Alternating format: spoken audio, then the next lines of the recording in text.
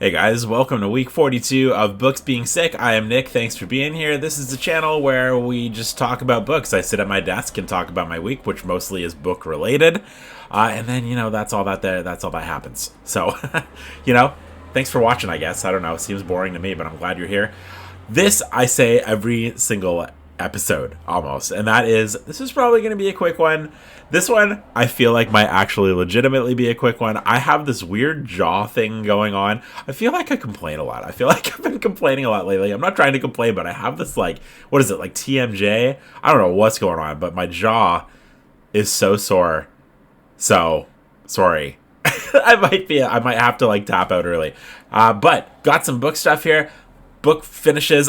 So the first book that I finished last week is The Terror by Dan Simmons. Unfortunately, I don't actually have a physical copy of the book to share and show with you because I read it on my Kindle and I can't figure out how to see the cover page on the Kindle. Someone messaged me and told me how to do it, but I couldn't find that message, and I probably could have just Googled it, but the sun is going down, as you can see, so I was like, I'm just going to record this and we're just going to kind of spitball here. Doesn't matter. I read The Terror by Dan Simmons. It was sick. I really loved it. Not at all what I was expecting. It was way more kind of atmospheric and kind of just beautifully written. I really like Dan Simmons' writing, and I really like everything everything about that book. And okay, real quick, what's funny? I went to a bookstore to see if I could find a physical copy of it, and I asked if they carried any Dan Simmons. And they said that by rule they don't carry that person, and I was like, oh, what does that mean? And I think they were confusing Dan Simmons with someone else, which apparently they were, because at first I was like, oh, is this what am I missing here? But I don't know who they were confusing him with, and now apparently someone with a podcast, and I'm dying to know who could it have been. So The Terror, really good. For those that don't know, it is about an expedition that happened in the kind of mid to early mid 1800s, where they took two ships. One was called the Terror. Terrible name for a ship if you're hoping for a good time. I feel like, I mentioned this over on Instagram, but there are probably some names that might have garnered a better outcome. Something like the let's get together, everybody. The we can do this. Just anything but the Terror, I feel like would have been better. However, they took a ship called the Terror and the Erebus, and they sailed out to the Arctic trying to find a northern passage, and they get stuck in the ice. And basically, the outcome of the actual expedition, there's a lot of mystery around it. I guess people don't really specifically know what happened, and so Dan Simmons has essentially tried to just create a story over what happened. I guess that's what historical fiction is, right? I'm explaining this like this is isn't this amazing? I guess that's what historical fiction is. I'm new here, but yeah, I really loved it. I thought it was great, really, really captivating. It's a long book. It's not a quick read, but it did not feel boring at all to me. I was fully in. I loved the writing. I loved the dialogue. I loved how cold I felt reading it, because it's just, the atmosphere that Dan Simmons was able to create with this book was my favorite part about it. It's just, that was just really good. I don't know. I'm going to get into more Dan Simmons. I think Hyperion is probably his most well-known one, so I'll be grabbing that. There's also one that people have recommended to me called Abominable. I can never say this word. Abominable? I can never say this word. I swear. Abominable is one. Abominable. Gonna grab that one. And Carry On Comfort, I believe, is another one that people say is actually genuinely quite scary. So I'm looking forward to grabbing all three of those and continuing on the Dan Simmons journey. Yeah, really, really good. I actually started, so I never do this, but something that is the case with a lot of books I read is there's a movie or a TV show that exists for them. And I almost never watch the TV show because especially if I love the book, case in point, the 11/22/63 book is one of my favorites of all time. And some people love the show. Some people are meh on the show. I don't think I'm ever going to watch it because those few people that are meh on it are enough for me to be like, nope, I don't want to, this is so perfect in my head. I don't want to wreck it. So that's why, it's just, I don't want to wreck the experience of the book had on me by having the show kind of be crappy. That said, virtually every single person that reached out about the Terror show said, dude, It's incredible. It's a lot of people who love the book were saying that they somehow love the show even more, and so I was convinced enough that I was like, I'm going to break my rule and watch the show. I've only watched the first 2 episodes, but I can say it is really fantastic, really well done, beautifully shot, and I think they're capturing the atmosphere again perfectly. It's kind of a claustrophobic book, but because you're stuck in the ice on these ships, but you're in the wide open plains. It's kind of a weird mix, but the show's doing a great job so far, and the actors and actresses are incredible. Yeah, so that's my little whatever on The Terror. Moving right along, book pickups. I mentioned that I went to a bookstore, and I love going to bookstores. I picked this one up and then went out to our car where Lindsay, my wife, was waiting, and she looked at my pickups and she was like, "We already have this. You already have this book." And I was like, "Oh, you're right." So I went back in and swapped it, but I'll share it with you anyways because I haven't read it and it's on my list. It's A Tree Grows in Brooklyn. This is by Betty Smith. And I've got the itch to read this one. I think this is a coming of age story. This is the 75th anniversary edition. I love classics. I love coming of age stories. I love New York City. So I think I'm gonna love this book. So that is pretty high up on my list right now. That might be a November read for me. I don't know. Sometimes I just I'll own a book for a year or months or whatever, and then just randomly get the itch where it's like, now's the time. Now's the time I want to read that. And I'm feeling that with that book. I also got Breakfast of Champions by Kurt Vonnegut.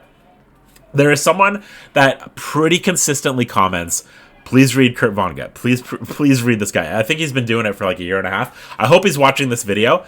Buddy, check it out. I got Breakfast of Champions. I'm going to dive into this. I can't wait, you know what I mean? I'm looking forward to it. I love that cover, too.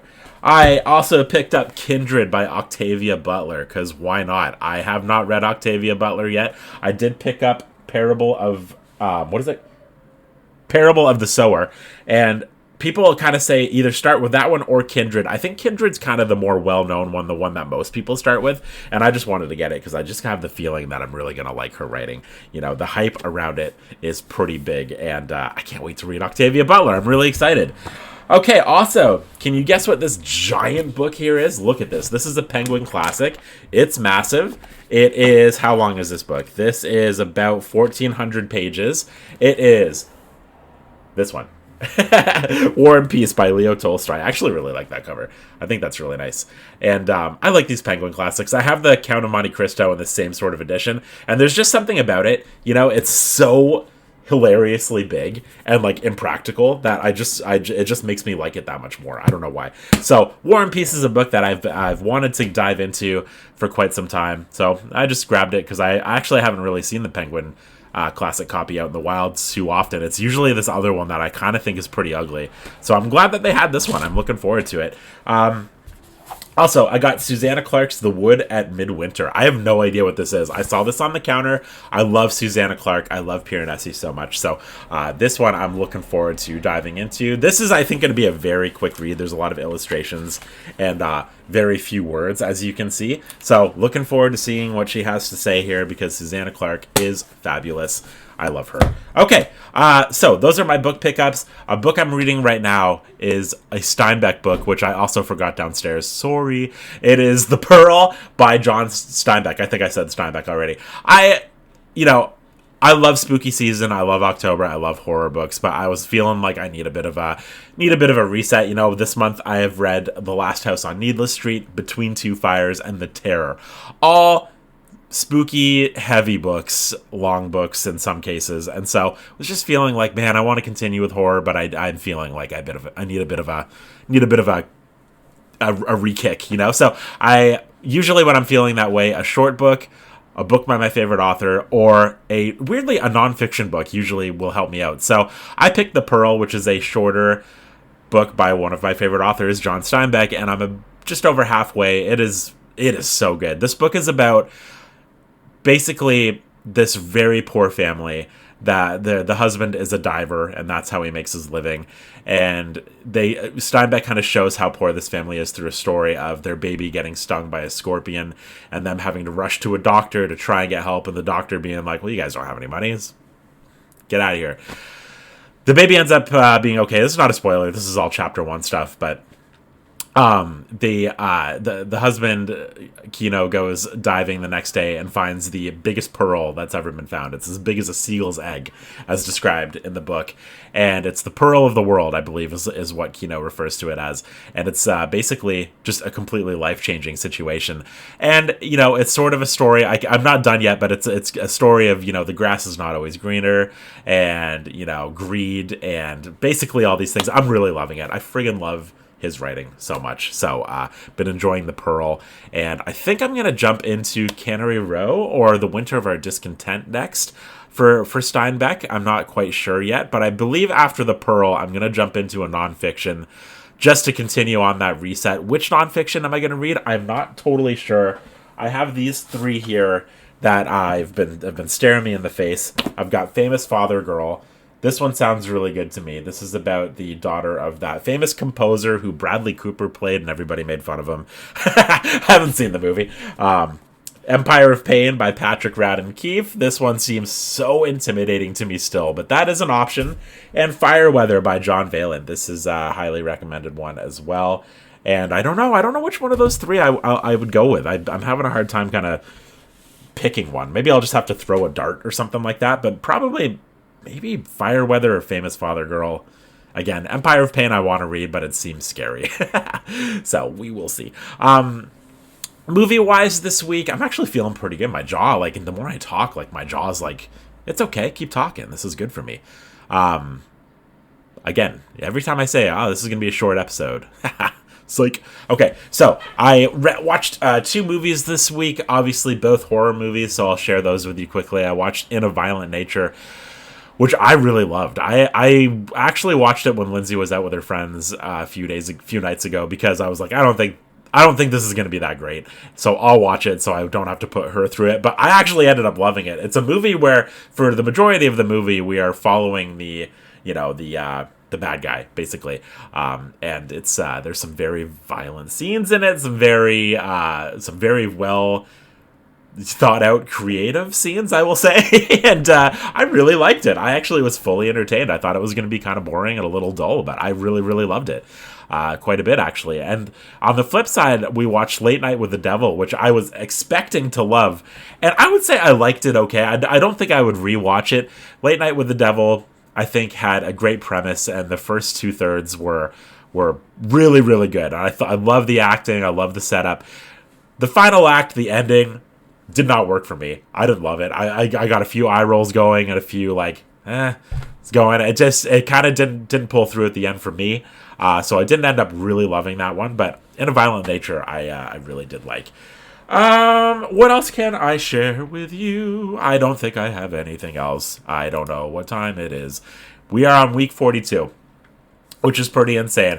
If you ordered merch in the September pre-order, that has all been shipped out. I shipped that out last Tuesday, so it is on your way. A lot of people have gotten their stuff already. If you ordered a Black Books Are Sick 2XL, there's a 50-50 shot you're getting it in the next few days, or you're going to get it later next week, because I actually ran out as I was packaging those ones. I was short about 10 of them. Somehow, I don't know how that happened, but I'm getting them ASAP, and so they will be to you very shortly. But that is what happened there. Over on the Patreon, we got 11/22/63 coming up next month. I can't wait for that. We're gonna have the Last House on Needless Street live, which is gonna be on November 4th, I think. I got to solidify a date for that, but it's going to be coming up. Those are always really fun if you want to jump in. And that's pretty much all I got going on. I probably missed a whole bunch of stuff, but So, hope you guys are having a fabulous week of reading or not reading. And I hope you're loving whatever it is you're reading. If you're not loving what you're reading, just crumple it up and throw it away and pick something that you love. Or actually, don't do that. Give it to someone else that might enjoy it. That's probably a better move. Thanks for watching, guys. Week 42. I'll see you next week for week 43. Appreciate you being here. Love ya. Bye-bye. Haha.